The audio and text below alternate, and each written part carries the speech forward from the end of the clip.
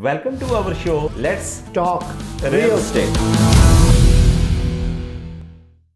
Aman, what's the another question which comes to home buyers in their mind before they start the process to purchase a home? Sam, I think the main thing it comes into their mind as well, like the closing cost. Okay. What kind of cost will be involved when they are transferring the title from seller to buyer? Okay. Yeah. So when you purchase a home, it's not only down payment you have to pay as a first time home buyer or second time home buyer. There is also a portion which goes towards the closing cost on top of the down payment. On top. Yes. Yeah. And Aman, I think the biggest portion of the closing cost is the land transfer tax. Yes. What is land transfer tax? Let's explain this to clients properly on that. Yeah. So land transfer tax is when you transfer the property title from the seller's name to your name, you have to pay this tax to the government. So land transfer tax is a provincial tax. You have to pay to the province of Ontario. Right. And if you're buying property in City of Toronto, they say that if you're paying this tax to province, pay the same amount to us as well. Is there any rebate for the first time home buyers, Sam, there? Yes. If you're a first time home buyer and you never owned a property, residential property anywhere in the world, there is a $4,000 rebate which is applied to you upfront. You will be paying $4,000 less to province of Ontario. Right. And if you're buying a property in Toronto is more generous. They say, hey buyer, if you're first time home buyer, will not charge you anything. Okay. Right. And Sam, also let's explain to our audience that when this rebate will come into effect, when they will receive it. So they don't have to pay upfront. Okay. Let's say if your provincial tax is $10,000 and you're a first time home buyer, you will not, your payable tax will be only $6,000. You will be only paying $6,000, the $4,000 will be covered. Covered on that. Right. And if you're buying property in Toronto, let's say your provincial tax is 10,000 and Toronto tax will be 10,000 as well, then it's 20,000. But if you're first time home buyer, then there is only 6,000. The Toronto, the whole amount is covered, but provincial amount, there will be 4,000 upfront rebate. Yes. And the land transfer tax is based on the property value what you're purchasing. So it's based on the purchase price. Yes. Yeah. So there are so many apps, Aman, nowadays. You can go online, just like tap in land transfer tax calculator for Ontario. So it will give you breakdown the provincial tax as well as Toronto tax. Toronto tax, yes. Right. Yeah, it's a different slabs on the property value, so that's a good on. Yeah, that's right. So on first 50,000 is less amount, then it increase depending upon the purchase price. Purchase price, yes. I do remember like in my early years we used to do these calculations. We used to have the table with us, then calculator, then doing calculations. But now it's all because of thanks to technology that just one click you can you will just know. Put a purchase price and ask for the land transfer tax, it will be all good on that. Can you name any website where our audience can go and find out exact land transfer tax they have to pay? Yes, simply go to Google and search land transfer tax in Ontario. There will be hundreds of websites, and we'll put in comment section as well. Oh, okay. Yeah, so we will drop a link so you can go and follow that link on that. Aman, after land transfer tax, the next cost which buyer will incur on the day of closing is the lawyer fee. Yes. Yeah, the lawyer fee is like we usually call it a legal fee, and it has so many different fees involved in there. The first thing is lawyer fee, where the lawyers will have to do so many searches, and they have to provide you different services. They have to check your property title, and they're gonna act on your behalf. So what they need to search? They're gonna search that is there any liens or any disputes on that property. Okay. Yeah, those searches that the property title is clear. So they're gonna check the title of the property. That is absolutely right. Yeah. Okay. So they're gonna check everything before they start transferring the title. Okay. So the lawyer gonna charge their own fee, the work they're going to do, to do the searches and to transfer the mortgage on your name Yes. and to deal with the seller's lawyer, of course. Yes. And here I would add, Sam, like it's good to have a good lawyer. Okay. Yeah, it's very important because when it could go, everything can go smooth as it is. So, but isn't it that simple, Aman? On the day of closing, the seller is willing to sell the property to you, and the buyer is willing to buy the property, and we have already discussed that we're gonna buy at this amount. Then it's not kind of litigation where you have to fight for something. Yeah. So then why you have to have a good lawyer? Because I think all the lawyers, they're gonna do the same work. So, Sam, what happens when the buyer bought the property and closing is in 2-3 months? Okay. And in that time frame, like sometimes the property is not in the same condition as the buyer bought it. Okay. And let's say the kitchen cabinets are broken or something else is broken, HVAC system is not working properly. So at that time, only a good lawyer can renegotiate for you all those terms. So and they can charge or put the expenses on the seller. Uh-huh. Yeah. Let's say like buyer has signed an agreement today. Yes. And the closing is after 2 months. That's right. How the buyer would know that property is not in the same condition? Usually, we keep in our scenario, we have a practice that we keep revisit for a buyer in the last moment. So right? if you have a good realtor, Yes, in the agreement of purchase and sale, we're gonna include that the buyer shall have right to revisit the properties 2 or 3 times before the closing date. that is right. Yes. And So we do have standard practice to go always at least 2 days before the closing date. Yes, and 2 days, and also in the middle of the closing time, so we can watch the property that how is everything is going as planned, right? And also sometimes what happens, Sam, as you know, that the sellers, if the market is going upwards, and there's a long closings like 2 to 3 months, Okay. and at that time the seller is they don't want to sell the property at the same price they sold it. Yeah, it happened to us as well. Yes, that was a very frustrating experience. Our client, he bought a property and the market started going upwards, and after the same property, it was now 2 to 300,000 more than what was they purchased. And they already bought the property below the fair market value at that time. Yes. And then the market starts going up like crazy. The closing was, I think, after 3 months. 3 months. And by the time when we were close to the closing date, the properties were selling 250 to 300,000 more than what they have sold. Yes. And now the sellers, they don't want to close at the same price. Yeah. So so it's good that our lawyer, he was really strong, and he knew what to do, what should be the next steps. He just took the caution on that property. So now the sellers knew it that it's gonna go to the court.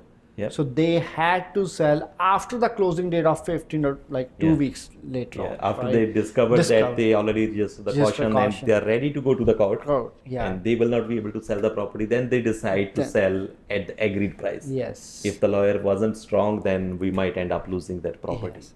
So it's very important. So sometimes we try to say $200-300 to have a lawyer which is new, or online services. I would say that when we are buying up such a big property value, we shouldn't risk for $200-300. So is there anything else like where they have to renegotiate?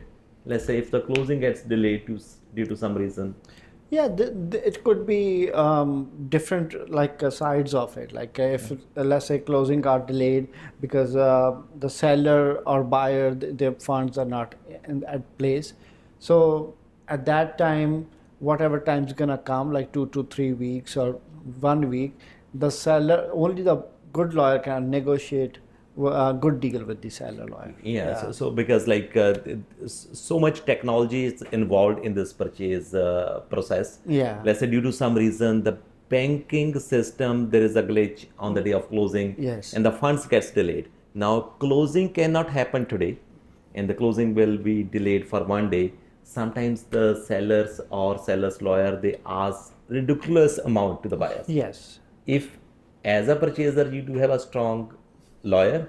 They can fight against this amount. Like they don't have right, but again, if the lawyer is good, they can negotiate in your favor. Yes. Sometimes the way I say it that they can save you their whatever fee you're paying them. Okay. If a good lawyer, they can save you that amount of money easily when they're negotiating with the seller's lawyer. And the buyer's lawyer, do they have to provide any services after closing as well? Yes, they do. Once, like let's say closing happened, and there are some bills the seller didn't pay, then the buyer can approach the buyer's lawyer, and they can like ask the seller's lawyer to pay the bills on their side. Exactly. Like if the sellers were supposed to pay water bill, as it happened to our client. They bought a property, after closing they got a bill which sellers were supposed to pay for 1,300, and then they went to the lawyer. They had their own lawyer, and they said we cannot locate the lawyer. Yes. We cannot locate the sellers. Yeah. And then we told them that they do have title insurance which can cover this bill. Yes. And file the claim, and they got their money. So if you have good lawyer, they're gonna take care of these things. These things for you, and they know the procedures, and they try to follow proper procedures on that. Yeah. Yes. So basically, we were discussing that first cost, which is involved in closing cost, is land transfer tax. Second is legal fee, the lawyer fee, and make sure you do have a good lawyer which can work properly in your favor. Yes. And the next cost, I would say that the tax on the CMHC insurance. Yeah, exactly. So if you are getting high ratio mortgage, so from the bank. Sam, I'll stop you here. Let's explain what is high ratio mortgage to our audience. So if your down payment is less than 20%, the banks, they say it is a high ratio mortgage. Let's say if you're paying 5%, 10%, 15% down payment. Okay. So in other words, like if the bank is lending you 95% or 90 or 85% funds, then they say it is a high ratio mortgage. If your mortgage is high ratio, then there is a CMHC premium. Okay. And CMHC is a Canadian Mortgage Housing Corporation. The banks, they say that we do have higher risk. Then the CMHC or other insurance company, they back up the buyer. They say that, okay, you know what, if the buyers, they default on the mortgage, Mr. Bank, you will not be in loss. Any loss, if you will incur, will cover it. So this is this fee, the buyer has to pay, not upfront. Bank will pay on buyer's behalf, and they will include in the balance of the mortgage. But there is a small portion on it, sales tax. Let's say CMHC fee is 10,000. There is a small portion which are taxes on it. Mm-hmm. As a buyer, you might have to pay on the closing cost. Yes. So that tax you have to pay upfront. You have to pay. It will not be included in the mortgage portion. Yeah, exactly. Right, yes. It's like if there is 20,000 CMHC, bank says that, okay, we'll pay 20,000 on your behalf and we'll include this amount in your mortgage amount, but the tax on it, you have to pay today. Wait. So this is also a cost. Yeah, some, like, it's very hidden cost. Not many people know about it, but you will only get to know once there is a closing day. On the day of closing. Yeah.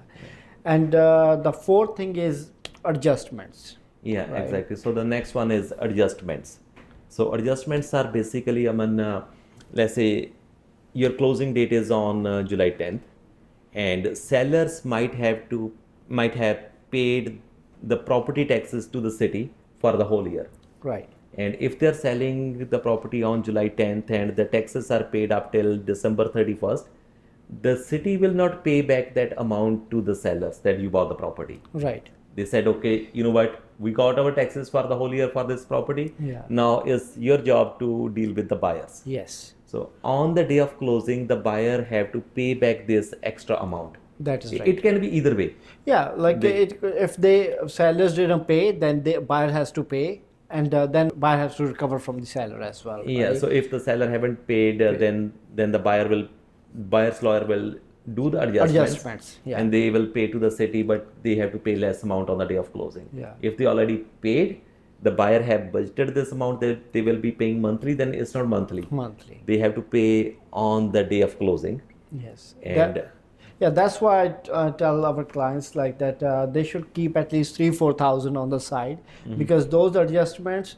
they are very hidden. Like we don't even know that what kind of cost gonna be involved in there, right? Exactly. But it usually vary from $2,000 to $3,000. It could be on the any utilities, right?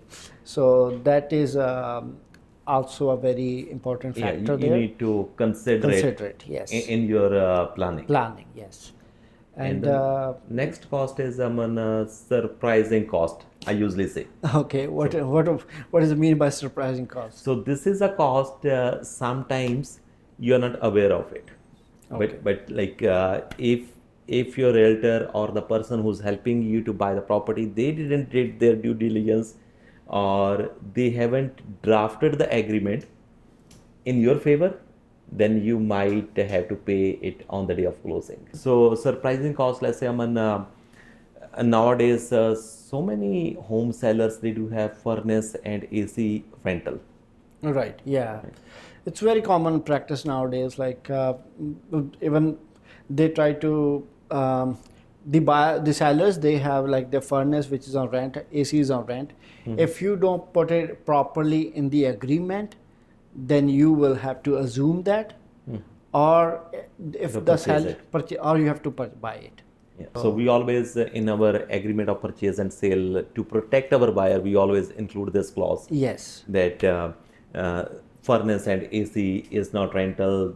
The sellers, they own it, and there shouldn't be any lien. In case if there is any lien, they have to make it clear on the day of closing. Yes, and if buyer has to assume it, they like to assume it, and then it's a different story. Then they know the cost. Yeah, they know the cost, but it should be very clear. It shouldn't be any surprise on the closing day that okay, there's a rental furnace, and it's like the company is charging now $15,000, right? Yeah.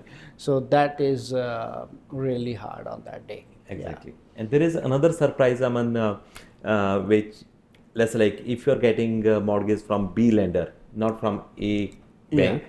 So B lenders, they do have most of the times a lending fee. So let's say if you're paying 20% down payment and bank has agreed to give you 80% loan, and the buyer is happy that on day of closing I will give 20% to the lawyer, my bank will give 80% to him.